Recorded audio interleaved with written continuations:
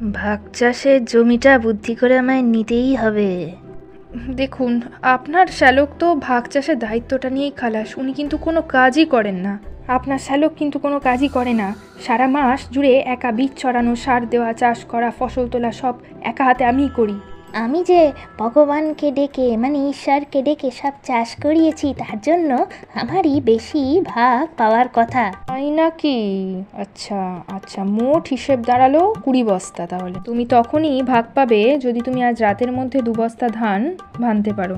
মন্ত্রী মশাই 2 বস্তা চাল আপনার কাছে পাঠিয়ে দিয়েছে, মন্ত্রী মশাই জবাব হবে না। আচ্ছা, পুঁটির বাবা 2 বস্তা ধান ভেঙেছে আর আমার শ্যালক 2 বস্তা ধান ভেঙেছে, তাহলে 20 বস্তা ছিল, এখন 16 বস্তা হওয়ার কথা, কিন্তু এখানে তো রয়েছে 18। ঘটা বটা যে এত কাঁচা কাজ করবে ভাবতে পারিনি।